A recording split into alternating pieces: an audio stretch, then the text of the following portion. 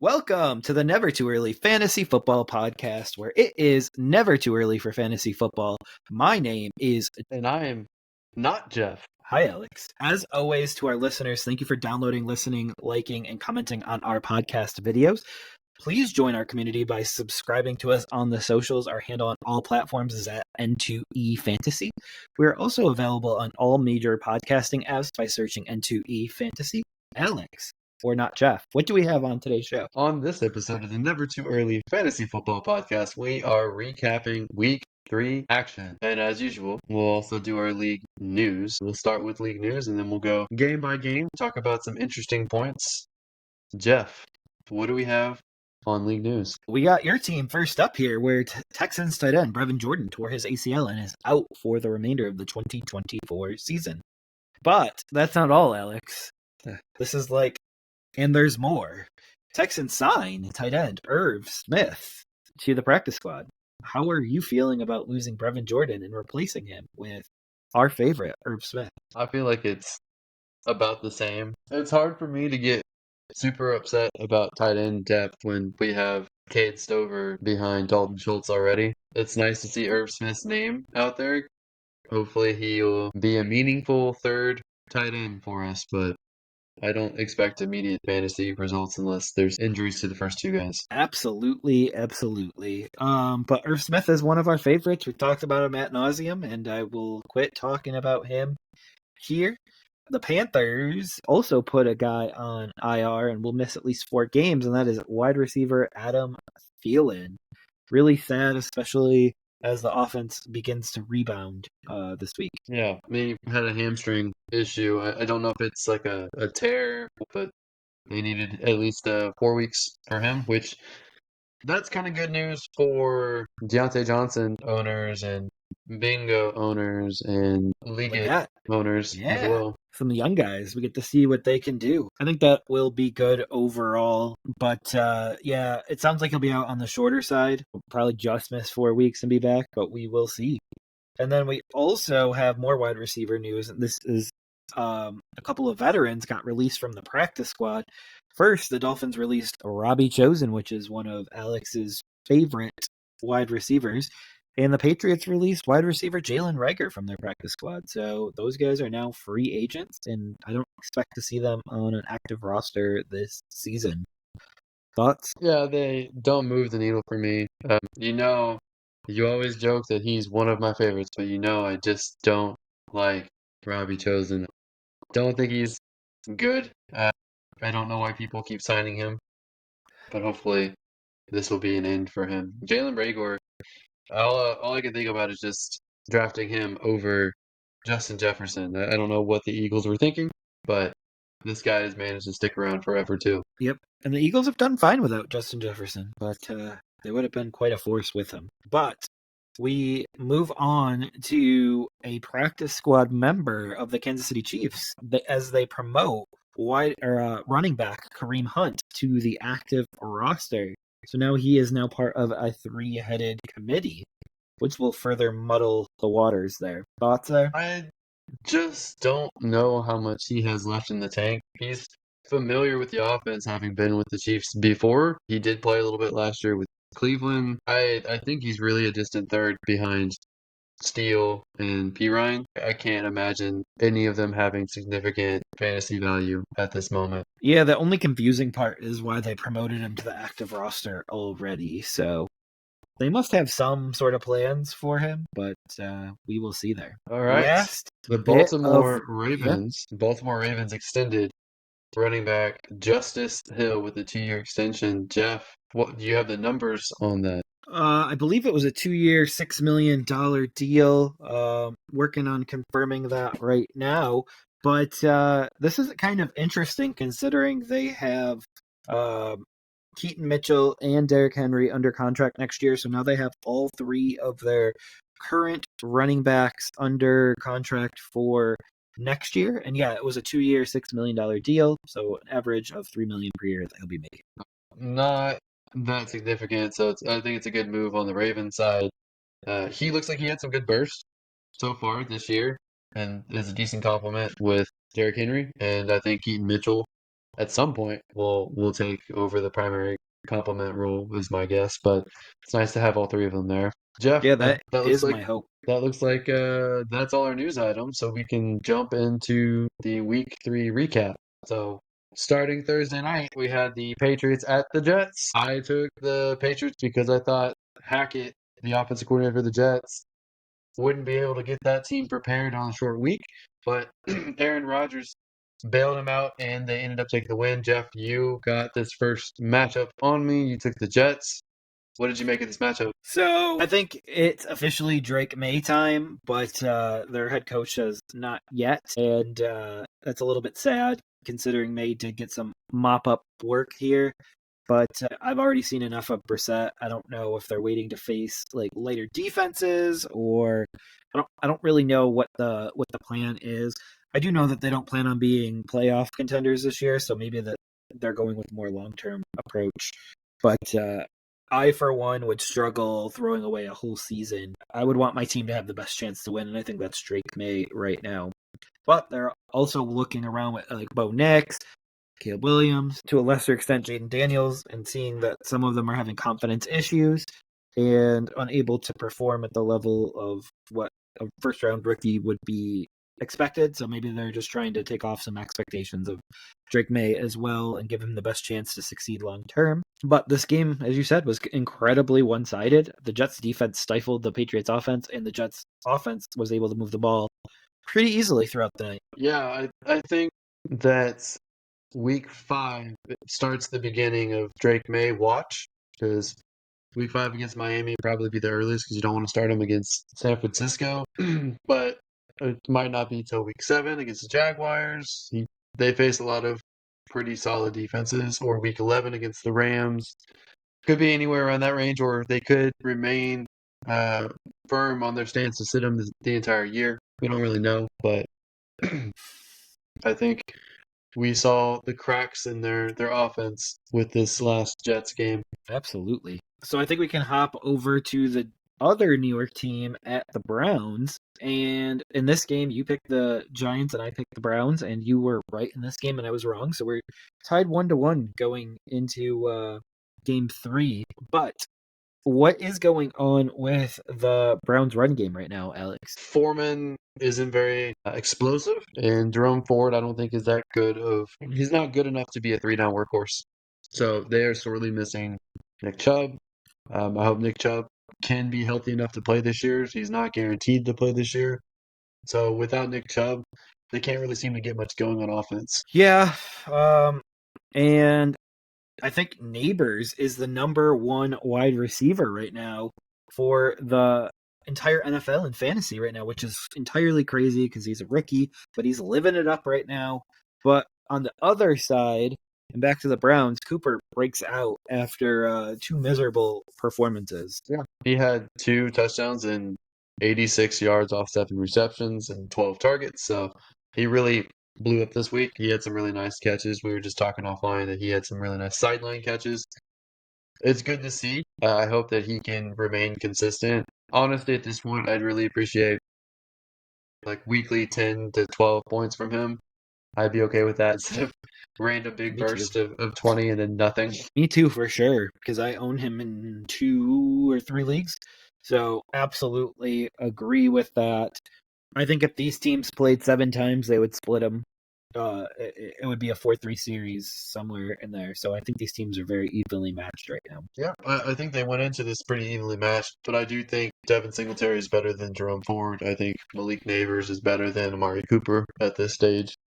It's just which quarterback is better. And unfortunately for the Browns, Daniel Jones made less mistakes than Deshaun Watson, turned the ball over less, and that really did it. Yeah, Daniel Jones is going through this phase right now where it's just chuck up the ball to Neighbors and hopefully he can catch it. And it's working right now. How crazy though, 37 attempts for Deshaun Watson and still less than 200 yards on this one. Pretty crazy. Pretty crazy. But he's still building. And you have to remember last season ended with the shoulder injury, so he's building that confidence back, and I think he's doing it very well. And slowly, Chubb will be back soon. We'll see. We'll see. All right. Let's move on to the Eagles at Saints. Another game we were split on. I went with New Orleans. You went with Philadelphia. Philadelphia did, in fact, win 15-12. So, a very exciting, super high scoring game. But you got the win on this one, too. So, we're at a 2-1 Jeff at this point. Saints, is it that Philly's defense was very physical and shut them down, or do you think Saints suffered too many offensive line injuries that they couldn't keep up with Philly? Like, what do you think led to Philly winning this one? So I think the Saints did have too many injuries. I also believe that the Saints aren't exactly what they were the first 2 weeks. Like, I feel like that high powered of an offense kind of coming out of nowhere doesn't feel exactly right. So this seemed more like they came back down to earth in this game. But it's interesting when they do come back down to earth, Kamara still has a good fantasy performance. So he seems almost matchup proof at this point. So even if the Saints have a bad game, Kamara could potentially have a good game as well. And it looks like on the Eagle side of the house here, we have Barkley rebounding from the last game, so he didn't let the last game get to him where he dropped the ball that cost them the win. And he had a pretty big fantasy day as well. And then Dallas Goedert benefits from A.J. Brown's absence. I believe he had 22 points in half PPR this week. Kind of crazy because he is the top scoring tight end in all of fantasy through 3 weeks. So Dallas Goedert back. I know you were down on him to begin the year, but he's back. I mean, that was an explosion of a game for him.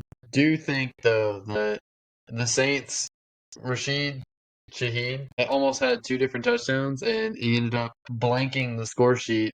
0 catches on 5 targets. I'm sure a lot of fantasy owners played him and were sorely disappointed, and I really think that could have made a difference. Kamara, if he had gotten a touchdown, that would have been the game as well. So, very close game. Trying to see Devonta Smith, I thought he was taken out with a concussion in this game. I think he missed a couple plays, but he came right back. No, shaken up and he didn't return to the game. So he's in concussion protocol, so they may be without Smith and AJ Brown going into week 4. So are you telling me to fire up Johan Dotson? Johan?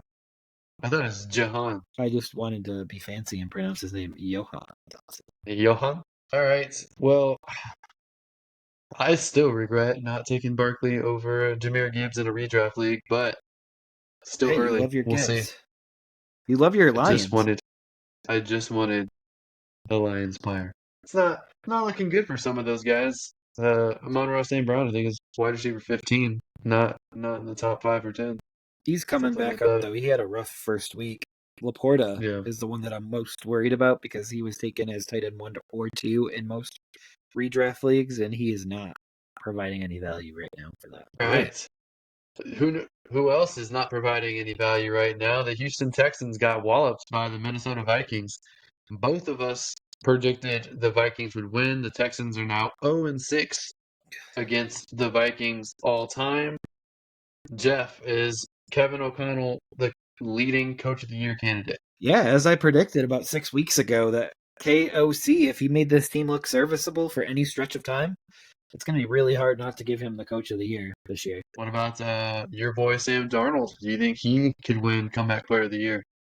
I do think, as of right now, he is the comeback player of the year as well, because he's coming back from being benched and being a backup, and now he's actually a premier starter for a franchise right now, and keeping value on Justin Jefferson. I mean, there are a couple other players I'm looking at that potentially could win Comeback Player, like Aaron Rodgers, Kirk Cousins. If Cousins won the most recent game, he could be up there too. There are a lot of good candidates there. I think right now there's only one Coach of the Year candidate, and that's Who's Kevin that? O'Connell right now. Hey, I called it beforehand. I looked into my crystal ball, and I was like, this is a very clear path because he doesn't have a quarterback around him, and so if you can make this quarterback look serviceable and win some games, and be in all these games, which I've been, then he's going to get votes at the end of the year. Like, there's no ifs, ands, or buts about that right now. See if they can keep it up. I thought the Vikings dominated that game pretty much the whole time. Stroud, he had some good throws that were called back on penalties. So to wipe those out, I thought the Texans' offensive line looked really bad. I don't know if it was them 100% or if Brian Flores' defense was really well disguised and surprised them and messed up assignments. I don't know all the reasons why the Texans lost, but the Vikings outclassed them on all levels. So kudos to Kevin O'Connell and Brian Flores for that. I don't necessarily think Mixon would have helped. I think the Texans probably still would have lost. Mixon might have made it more competitive, but I don't know that they would have won regardless. On the other side, I've been big on Aaron Jones this year, and he looked phenomenal in this one, Jeff. I know you're a Ty Chandler guy, but what do you make of Aaron Jones, and what do you think about Joe Mixon with the Texans? Hey, I'm pro Minnesota needs to pick a running back and stick with it because I have both of them on my roster, and them flip flopping back and forth is not very helpful to me as a fantasy owner. So I am just as happy as you are with this Aaron Jones thing. I have him on like 3 or 4, maybe even 5 fantasy teams this year because he was just going so low in drafts that it was hard not to grab him. And I don't know if you caught before the season, but he basically said that he's going to make up for last year to fantasy owners. And I'm paraphrasing, of course, but something like that. They're going to not regret owning him this year. And so far, so good. So also, your boy Uh, Diggs is so far so good because he leads in yards and targets for the Texans this week. And now Nico Collins, I believe, only has a 4 target lead in our bet over Stephon Diggs after 3 weeks. yeah, so far it's just those 4 receptions, and we'll see how it goes throughout the year. Honestly, Absolutely. I think they should probably remain close. You pointed out offline that Nico is the number 6 wide receiver right now, and Diggs is the number 12. So both of them are very usable. Dell not so much, and then he got banged up in this one. So they're saying he should be fine for week 4 with a banged up hand. I don't know if I could really feel good about playing him or not. We'll talk about that in the next episode. But Sam Darnold, despite so other than his success, he went down with what looked like a knee injury at one point. And I have a friend who's a Vikings fan. He's like, "Oh, not again, not again," because it's just whatever reason quarterbacks for the Vikings just all get catastrophic knee injuries. But he avoided it, came back into the game. Absolutely. And it looks like he'll be fine to play this week. But back to Tank Dell, he was the one Texan that I was advising people to stay away from this year because with Collins and Diggs taking so many targets, he would need a long touchdown each game for him to make sense where he's being drafted, and it's not possible for him to get a long touchdown every week at that spot. It's possible any week that he gets it, but it's not possible every week that he gets it. Yep. All right. We got that one right though, Alex. I know we got some feedback on our YouTube channel saying the Texans were going to win, and that did not happen, sadly. Yeah. They did not. I would have liked to have been wrong, but in this case, I was not. All right. We move on to the Broncos and Buccaneers. We both picked the Buccaneers because they were hot at this point, and the Broncos struggled the first 2 weeks, but Broncos pulled off a surprise victory over the Bucks, won 26-7. I thought Bo Nix looked really good. Still no passing touchdown in this one. I don't know if the Broncos really looked like. I don't know if they looked good. Tampa looked really bad in this one, but Broncos run game non-existent. Do you think that changes anytime soon? It should, and it should be with Javante, but they don't appear to want to be going that route. So they're running a 3-headed monster with McLaughlin, Beatty, and Williams. So I didn't see that coming. Speaking of committees, though, I see the Bucks are also going with Bucky Irving and White in the backfield dome. So looks like to be more of a 50-50 split than people thought going into the year. I think pretty soon a popular fantasy team name is going to be Bucky's. There's a gas station chain out in the South called Bucky's. I don't know if you've ever been to a Bucky's before, but Never been to one, but they've I've got like heard about it on the TikToks. they've got like a little beaver logo, and it's basically like a one stop all for a gas station. They've always got clean bathrooms. They've always got like awesome food. Like they have everything that you need basically. It's really Well, popular in the South. So sounds like you I frequent think them quite often. When you go on trips, like I go on road trips to like Austin or San Antonio or something like that, and there's Buc-ee's on the way. We have a thing called Sheets up here that sounds a lot the same as yours. Not quite in New York, but in Pennsylvania. If we make it to Pennsylvania, those Sheets, their food's pretty good too, but probably not as big Oh, as Bucky's. yeah, Buc-ee's is getting really popular.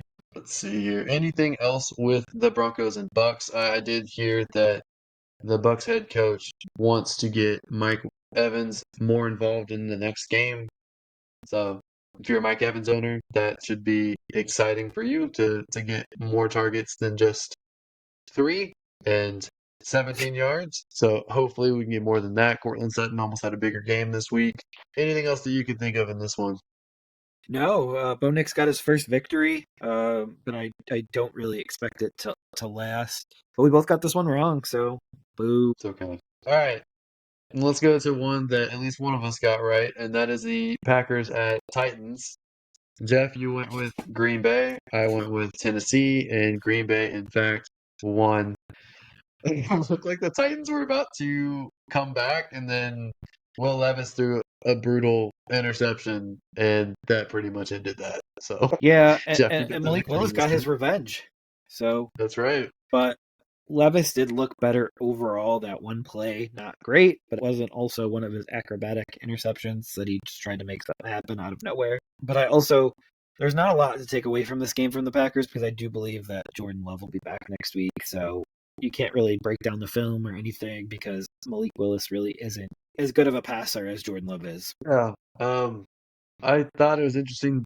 DeAndre Hopkins had a good week, so it seems like he's back up at the top for the Titans pass catchers.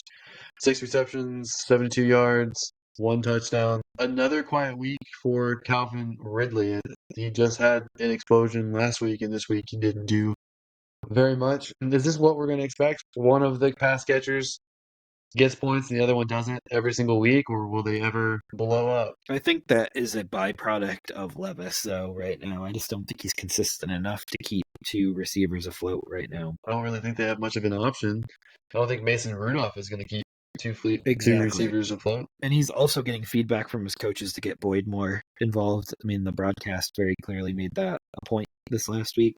So it's more of a three-headed monster, and it'll be interesting to see each week who leads the receptions and target pie there. One thing I did notice that went right for the Titans this week is their defense shut down Green Bay's run game, and Josh Jacobs didn't get much going this week. Yeah, and I think that's just a product of being able to stack the boxes with Malik Willis. Well, Titans' run defense was the best thing about their defense in general. So having someone like Jeffrey Simmons being able to clog up the middle, and like you said, Malik Willis, you can play up in the box a little bit more. They were able to slow down the run game at least, but once Jeffrey Simmons got hurt, that kind of changed later on in the game. And with Emmanuel Wilson, at least, they were starting to get bigger run plays than with Josh Jacobs. Exactly. So we'll see next week when Jordan Love is back. We'll be able to better judge this offense going forward. I would believe that Jaden Reed will be a must start going forward, but I do kind of want to see it one more week after week one, his week one explosion. Okay. So how many wins do I have? Looks like I have 4 wins to year 1, 2. All right. Let's move on to one that we both got right. So Bears at Colts. We both picked Indianapolis. Indianapolis did, in fact, pull off a relatively tight victory here against Chicago. Thought it was interesting that Caleb Williams, I think, was the first rookie quarterback to throw a touchdown this year. He did have 2 interceptions. He did look a little rough, but 52 passing attempts from your rookie quarterback is not where you want to go. Despite Indianapolis having the worst run defense the first 2 weeks, they pretty much kept Chicago's run game from starting. Chicago is in a really bad place rushing wise. They can't seem to get anything going, even against a soft target. So, Jeff, what do you make of this? So without a run game, your rookie quarterback is out there with nothing to shield him. The whole game's already on the rookie quarterback's shoulders, and that's a problem. And that's a coaching problem.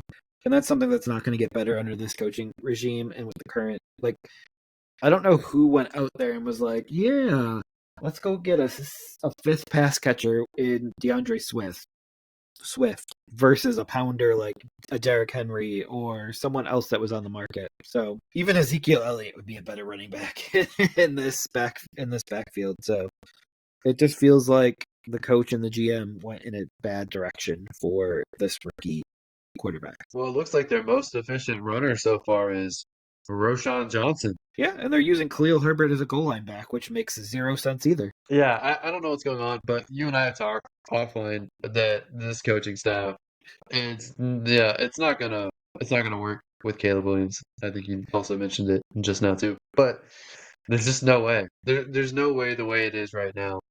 I thought Waldron was a little bit questionable because Waldron was the offense coordinator last year for Seattle, where Geno Smith regressed. So you're going to take the coach that oversaw Geno Smith's regression and now have him be the offensive coordinator for the number one overall pick, the supposed top rookie quarterback in the league. Yeah, you got all these weapons, but as you pointed out, no one to run the ball effectively, no interior offensive linemen. This is just a broken team.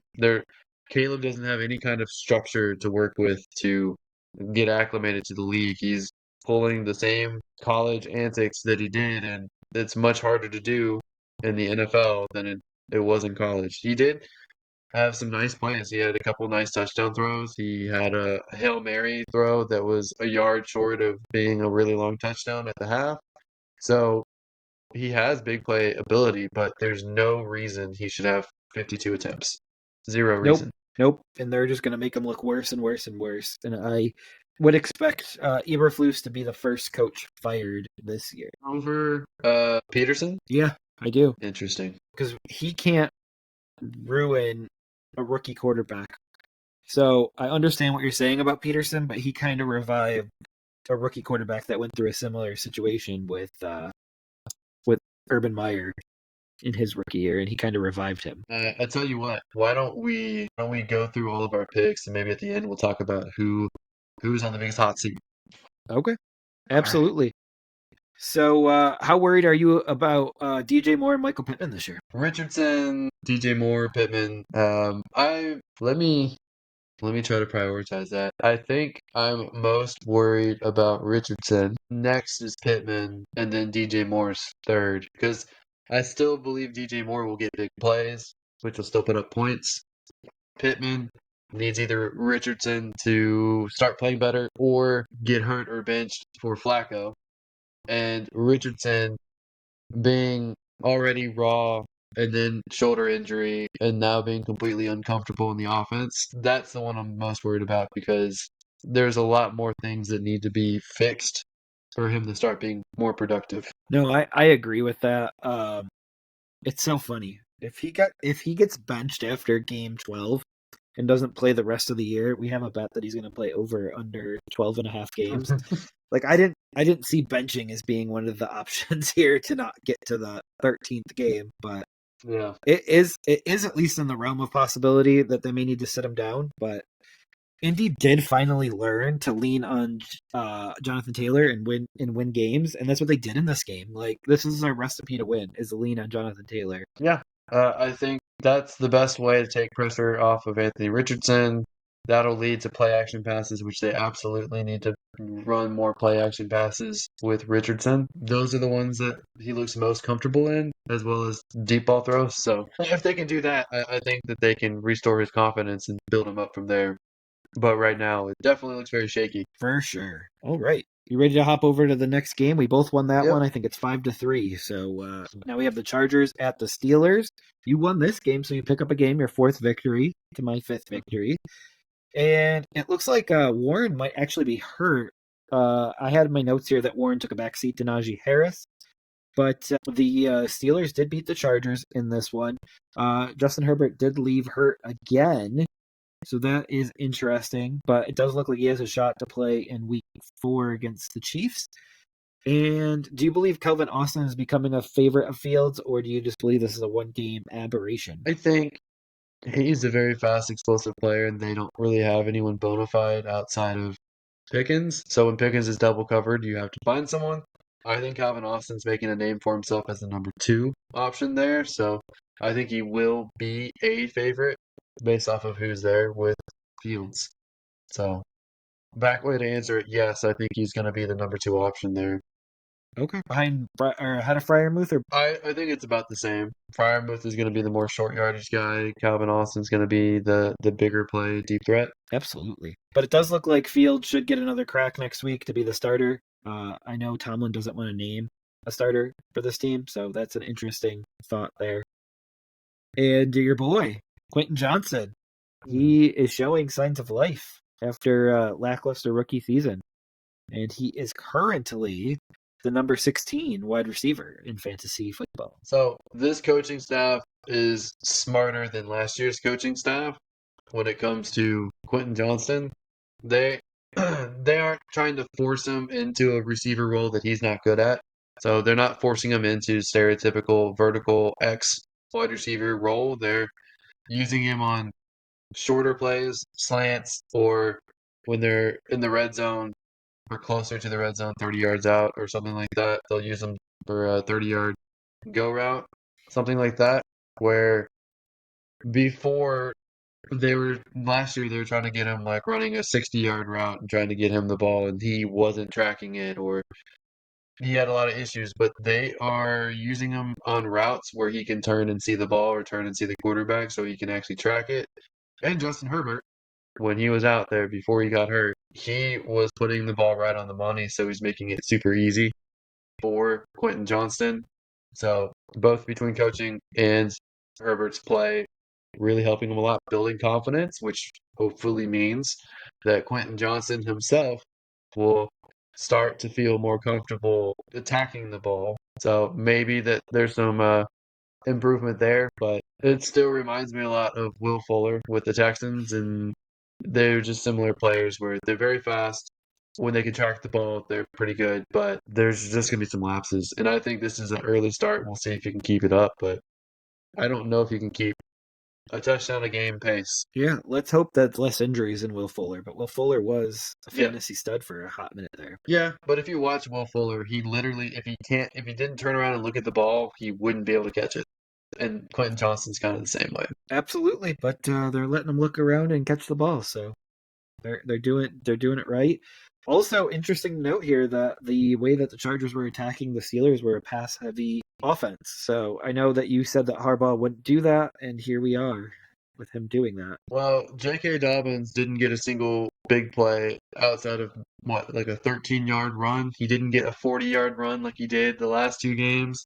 So they really had no choice. And that said, I wouldn't necessarily go out of my way to say it was pass heavy. They were literally 20 to 20 attempts. So 20 passing attempts total to 20 rushes. That's 50%. That's more run heavy than virtually any other team in the league. That was before Herbert went out? Herbert only threw 18 passes, and 18 of the 20. And Heineke only threw 2 passes total. So I don't think that really affected the game that much. Oh, it did, because Heineke played a quarter and a half and threw 2 passes from behind. So that's a problem. I mean, what's the Steelers' time of possession here? I think they were just sacking Heineke. Well, they don't like this. But either way, Heineke was sacked 3 times. I think Herbert was sacked as well. What was Herbert sacked? I think it was just that last time, but maybe there was one other one that I missed. But either way, Herbert's on pace for 2261, which would give you the victory in that one. Pittman and Higgins, I might be taking them by week 8. You know, our whole bet could come down to Diggs versus Collins. We could literally be 3-3 going into that. Well, doesn't look like you're going to win the Wilson bet. Nope. Doesn't look like I'm going to win the Herbert bet. Looks like I'll win the Pittman Higgins bet. And then Maybe. Richardson and over under 12.5 games. That's all up in the air at this point right now. Yeah, it's going to be interesting. It is. The Diggs Collins could be the one that decides it all. I should have swept it all, but Antonio Pierce deciding to play the wrong quarterback. Are you still on that? We'll get to that game very, very, very shortly here. Anything else on Pittsburgh and the Chargers? No, I thought Fields looked surprisingly really good in this one, despite weird play calling from Arthur Smith. Absolutely. And people said that they could have closed their eyes and they could have saw Matt Canada calling plays again. Yes. It makes me wonder if this is a Tomlin request that the offenses run this way now. I think Arthur Smith is a mild improvement over Matt Canada, and that's not saying much. Absolutely. All right, so we can go on to a game here that was very lopsided, and it's the Dolphins at the Seahawks. The Dolphins are toast right now, as Skylar Thompson was also injured in this game, so now they're down their top two quarterbacks.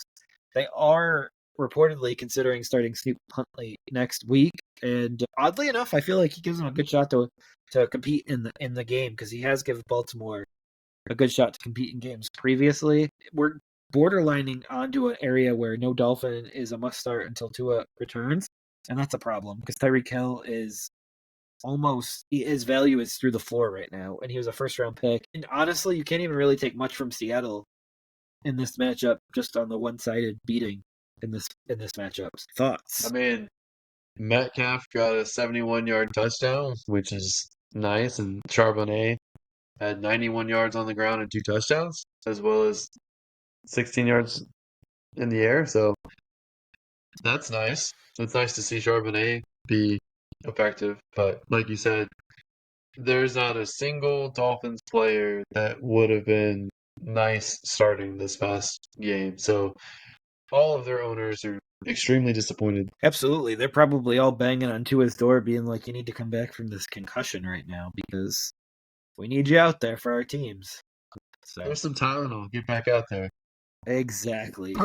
But we both won this matchup, so that's good for us. I think the score is 6-5 right now, and we move on to what you just said, Antonio Pierce's Raiders versus the Carolina Panthers. And in this matchup, I won this one, so now we're at 7-5. And Alex, you took the L with Vegas in this one. It does appear that the Austin O'Connell, or is it Adrian O'Connell? Aiden O'Connell. Aiden O'Connell. See, I just know him as AOC versus Gardner Minshew. The battle seems to be back on for the starting quarterback, but the high and low of it is the Raiders suck at running the ball right now, and without running the football, both of these quarterbacks are going to struggle pretty immensely. So I don't think Zamir White's it, and I definitely know Alexander Madison isn't it. So unless that Labu or Dylan Laub, he comes into this one, then I think the Raiders are just stuck at running back right now. Yeah. Do you want to give us any Raiders. breakdown on the Panthers side of the ball here? Sure. Andy Dalton, the Red Rifle, is back at it again. He looked phenomenal. 26 completions on 37 attempts, 319 yards, 3 touchdowns, 0 interceptions, 123.6 quarterback rating. And Jeff, you pointed out to me offline that he is the first quarterback to put up over 300 yards in the air, 3 touchdowns, and 0 interceptions before Joe Burrow did it Monday night. So kudos to the Panthers. Andy Dalton did this last year with a different coaching staff, albeit against an easier defense. So doing it against this Raiders, and I know the Raiders are very messy right now, but Andy Dalton looks great. Shows that Canales still has the capacity to be a good play caller, that the retooled offense should be better than what it was the first 2 weeks. I really like seeing Deontay Johnson out there breaking ankles and looking real fast. I wish I had started him this week. That would have been nice, but but I hope that he's one of those that will start getting like 12 points a week. That would be nice. And with Thielen going Absolutely. down, he should get more looks, and he's supposed to be the focal point. So how was that, Jeff? Oh, he'll get more looks, and I think the Panthers will also be a playoff disruptor, and their offense looks legitimate now. They look like a pro offense again. Yeah, it's nice to see more teams be competitive. It's nice to see my Panthers be competitive. You're right. I'm sure. Raiders, on the other hand, as you pointed out, there's starting to be murmurs about, from the fans at least, wanting a quarterback change. It looks like the Raiders are going to stick with Minshew for one more week, problem isn't necessarily, it's not that Minshew is a bad quarterback. It's more about how the Raiders are lined up right now on offense. Their offensive line can't buy any time. Gardner Minshew's a guy that likes to hold on to the ball and wait for things to develop. He can't really do that. He's right now, I think he ranks fourth out of all quarterbacks for QB inflicted sacks, and you just can't have that. And last year, Aiden O'Connell was ranked 26th on that same stat. Aiden O'Connell gets the ball out faster. He was, I think, the eighth fastest at getting the ball out last year. Gardner Minshew's on the low end of that too. I think you have when your offensive line can't block, you need to get the ball out fast, and they really don't have much of a choice, in my opinion. Unless you can magically fix the offensive line, you need to consider switching quarterbacks. And O'Connell also has a stronger arm, so you'll sacrifice completion percentage. So he'll probably have 62, 63% completion percentage compared to Minshew having 68, 69 probably. But he'll get the ball down further down the field. He'll get the ball out quicker, get less sacks. I mean, there's trade-off here, and I think it's worth considering. But looks like they're going to roll with Minshew at least one more week. Absolutely. It's hard after a 1-2 start to go back on a decision that you made in the preseason. So I give them kudos for sticking with their guns at least one more week here. I think they thought their offensive line would be a little bit better than what it ended up being, and it's not good. I think they thought their run game would be better than it ended up being. Yeah. It's not good. I mean, those are connected. Yeah. I just don't think so. If you're thinking that the offensive line's a problem, it's going to be a problem for AOC as well. But like I said, if he gets the ball out a second quicker on average than Gardner Minshew, then it's less time for the offensive line to block. And on top of that, like, they're not the worst offensive line, but they're not spectacular. And Minshew, like I said, ranked fourth from PFF for quarterbacks who inflict their own sacks. So Minshew is getting sacked because Minshew on a lot of plays. Absolutely, but they did play the Ravens defense, so that was a good defense. And the Chargers. It does feel Chargers. like good defense. It feels like self-inflicted is a subjective stat too. Well, I'm sure Bryce Young was number one on that stat. Oh, I'm sure he will be all season because he probably had like 65 of those through 2 weeks. Yeah. Anywho, we can move on to the next game where we both got wrong. The 49ers at the Rams. The Rams stunned the 49ers when they had their cupboards completely bare. And Stafford and Kyron Williams carry this injury-riddled team to a victory. I know Juwan Jennings had a really good 3-touchdown game, but I don't know how much you really can take from this game, given the amount of injuries on both sides of the both offenses in this game. Yeah. The 49ers were winning basically the entire game until halfway through the fourth quarter. I think it was at the end. Well, the end, they got the game-winning field goal. Right. But so man, the Rams didn't lead. The Rams didn't lead until 2 seconds left in the game, and they scored the game-tying touchdown with 1:51 left. Yeah. So let's see. In the third quarter, the Rams got a touchdown that made it 14-21. 49ers got a field goal in the fourth quarter on their possession there. Rams answered back with 6 minutes and 18 seconds left with the field goal. 49ers missed field goal on their drive. Rams got a touchdown to make it 24-24 with 1:51 left. 49ers punted. And then, like you said, 5 seconds to go, kicked a field goal, got it down to 2 seconds. End of regulation. One play for 49ers, and they couldn't get it done.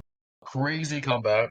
Not expected. Yep. Without their top 2 pass catchers, somehow the Rams got that victory. I know. The 49ers are going to look back at this game towards the end of the year, and this is going to be a game that's going to eat at them in the standings if they miss the bye or home field or whatever. Yeah. I don't know what pass catcher to trust for the Rams. I don't know if Tutu Atwell is worth rostering.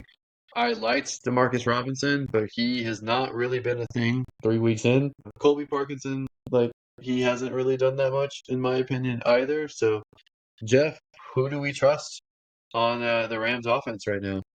Kyron Williams. They were supposed to give the ball to Ronnie Rivers more. They were supposed to get Blake Corum involved. That hasn't happened. It's been almost exclusively Kyron Williams.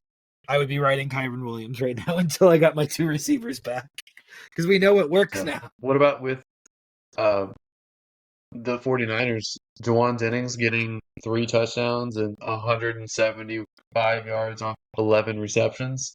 What do you make of that? Is he going to be putting up production each week? Obviously not this much, but is he going to be worth rostering and starting? Not after Debo and hopefully CMC come back. CMC is seeing an Achilles specialist overseas right now, so that is something to monitor. But I do believe that he's going to be the 4th mouth to feed when Skittle's back too. So it's going to be really hard for him to get any, if much, production each week. Well, this week was Brandon Ayuk, who got paid, not doing that great, versus Juwan Jennings, who's getting paid a fraction of what Brandon Ayuk's getting, blowing up. So that's interesting to me. Same with Jordan Mason still having a solid week despite not making nearly as much as Christian McCaffrey. So can they just plug anybody in there? Do they even need to pay any veterans? Why do they even bother paying anybody? Well, they did lose this week, so we aren't talking about them like they Barely. won the football game. Barely. A loss is a loss is a loss. There's no BL on win-loss column. There's no barely lost. There's a W and an L. So, as I said, this one's going to eat at them. If it costs them home field, the number 1 seed, it's going to eat at them. They certainly left the door open for the Rams to make the playoffs, because if the Rams lost this, I find it very hard to make the playoffs. And the Rams are a team that their season isn't going anything like they planned. They expected to have Puka and Cup be their 1 and 2 receivers, get Higbee back eventually throughout the year, but none of it has went to how they planned it yet. Okay. Just a few more games. Yeah, let's move on to the Lions at the Cardinals. Jeff, your Arizona Cardinals and your Kyler Murray's team, they didn't do that great this week. They lost by 7, so that's not too bad. But Arizona struggled without a run game this week. Like, that was kind of weird. Like, where did James Conner and Trey Benson and DeMarcado, where did they all go this week? They just disappeared. But on the other side, there still feels like there's something off with the Lions. I will let you elaborate what's wrong with the Lions right now. Wow. Right now, Goff doesn't look that comfortable. He looked better this one than he did the last couple weeks. But they're not getting the ball to Jameson Williams this week. Tim Patrick was barely involved a week after they said he's a good player, we're going to get him involved. Sam Laporta got a low ankle sprain in this, got carted off. Luckily, it's just an ankle sprain. He should probably be back in a week or two, maybe even for week 4. What did go right for the Lions is David Montgomery is the sledgehammer ball carrier for them.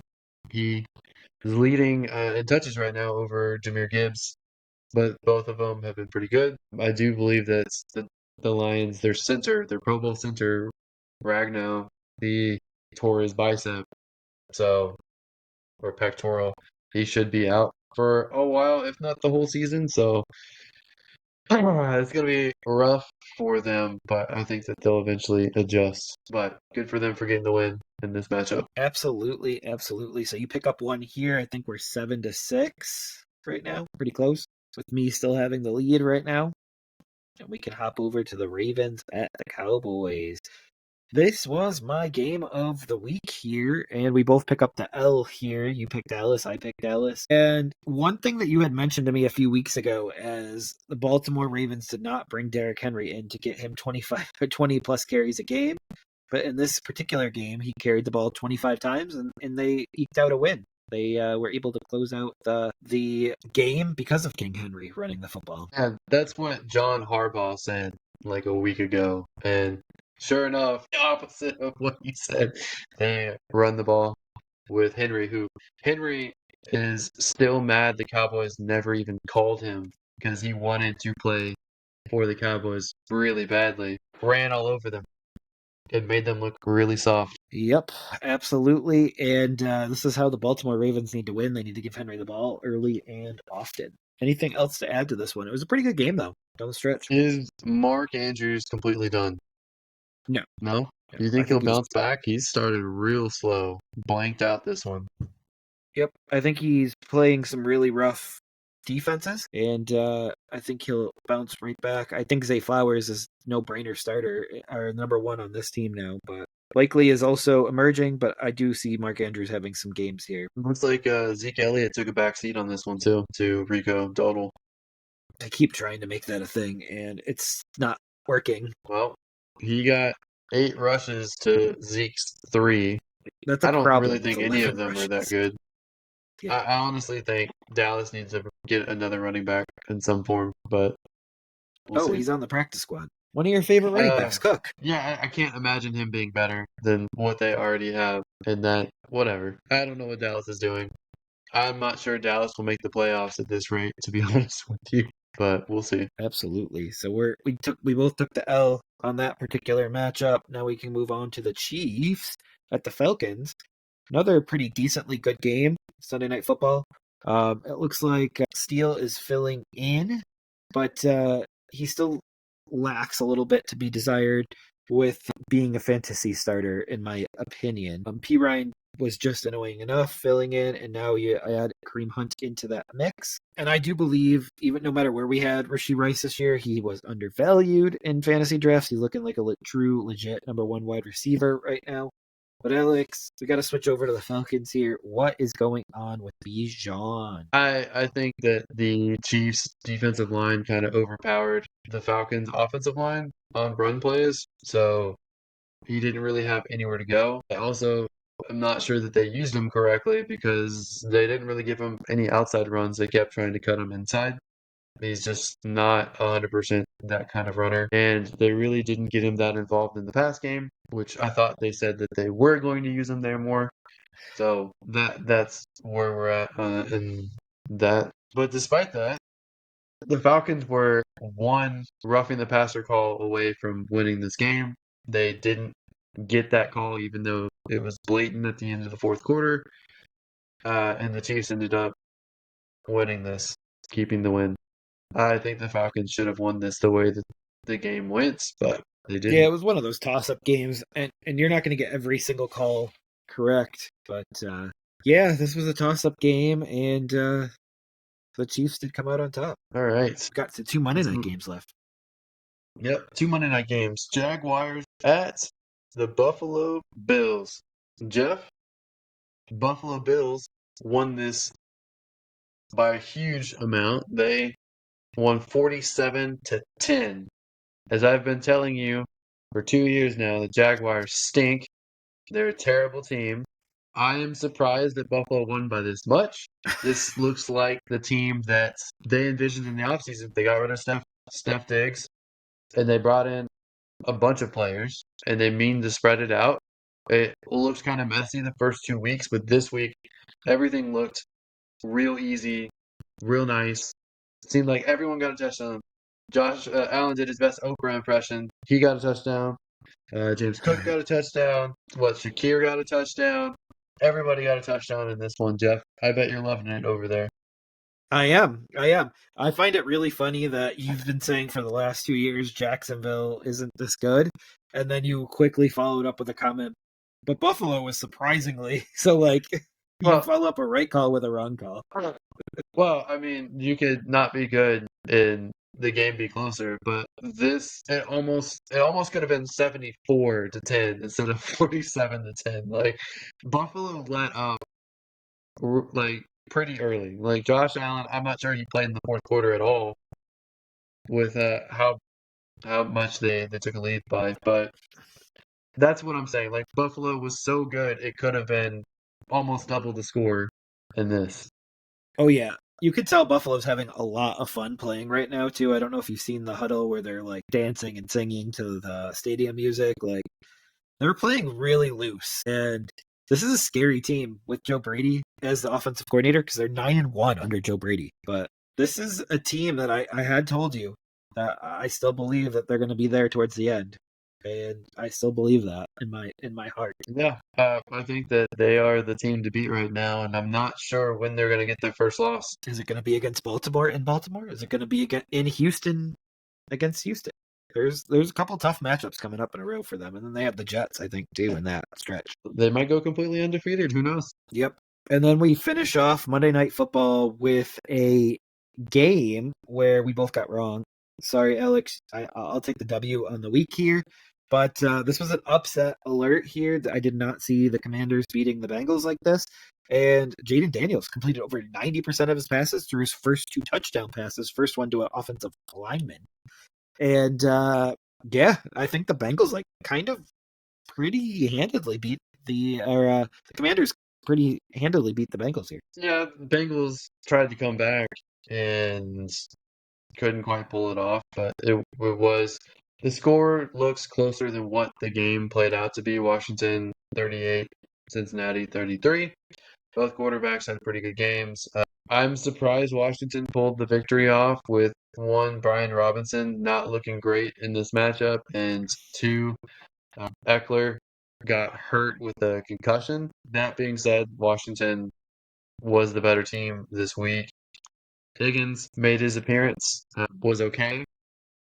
Hopefully he builds on that. Chase benefited from Higgins being out there and got 2 really nice explosive touchdowns. I really like Andrea Yoshiba. I think he's developing the at least a Boyd role that Boyd had last year, and now he's gone. So I think Yoshiva's is now taking over that role. He could be the number 2 at some point, but with Higgins back, Higgins probably keeps that role. Jeff, is that about right? Would you say that he is filling the Boyd void? Yes. I think that I think that's it. I think that's it. The Boyd void. Got it. Nothing else to add to this game. Jaden Daniels is playing like a Rookie of the Year candidate right now. Well, in one game, I wouldn't say the first 2 weeks, but surprisingly enough, I'm not sure that Jaden Daniels has a turnover 3 weeks in. I know that was one of the things you were worried about with him.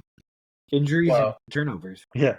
Yeah. Number one thing is getting completely obliterated by a hit, but this game he showed a lot more awareness and slid and ran in a way that he wouldn't get murdered. So, I mean, that's optimism for Commanders fans out there. That's about it. Oh, great. I think that's our last matchup. I'm going to take the W this week, Alex. All right. So 9-8. So you got 9, I got 8. Jeff, who is on the hottest hot seat of all these coaches? For me, it's Matt Eberflus, and I think the reasoning for this is the team can't afford to leave Caleb Williams under his tutelage. What about Carthy? Nope. I think they're doing just fine. They almost came back and won that game in a game where they had no business even being in. So, What quarterback do you think's on the hottest hot seat? Who do you think could get benched next? Anthony Richardson. You can't throw 6 picks in the first 3 games because it's consistently 2 picks a game, pretty much. And I'm good with a pick a game, but 2 is too many for me. All right. So that will be interesting to see how that What plays out. about But your thoughts on both of those? well, You could be a man, I contrarian, or think you those could be on the right team. I I think those are solid. Personally, I think Minshew should be benched as well, I could and see that. you can make a case for potentially Watson if they lose another game. But I don't think he's the one costing them the games, but that's something that where we have a discussion about. I think a lot of pressure is on McCarthy to win for Dallas. He's a lame duck coach. He doesn't have a contract. I think that since he's coach, honestly, could get fired if they lose another game. I don't know if I was an owner, I don't know how I'd feel about my team constantly starting slow every single year. I would start to say you have to fix it. You have to be ready to go at the beginning of the year, and they're never prepared. If they lose a 4th game, I could see them getting fired. So Exactly. We'll see what happens. Man, they've made so many playoff runs. They made a Super Bowl under him with this team. I don't know if that is going to happen or not just yet, but Caleb how long Williams ago was that Super Bowl? 3 years ago? And it But seems like they get worse every year since then. yeah. Caleb Williams though, can't afford to be under this regime much longer unless you want to completely ruin a rookie quarterback as well. It's tough because if they fire him, they're only going to have interims that are already on the staff, so not necessarily make it better. Right, but there has to be a smart guy still on the staff that's just stifled because of the current coaching regime. Maybe. All right. Well, that does it for this week's episode of the Never Too Early Fantasy Football Podcast. Thank you for downloading and listening to this episode, and please don't forget to like and subscribe. Please leave us a comment and share the show. Every little bit helps. You can find us on all podcasting apps by searching N2E Fantasy and with our handle at N2E Fantasy on all social media platforms. Please join our community and give us a follow. Until next time, take care of yourselves, and remember, it's truly never too early for fantasy football. Thank you again. Bye, everybody.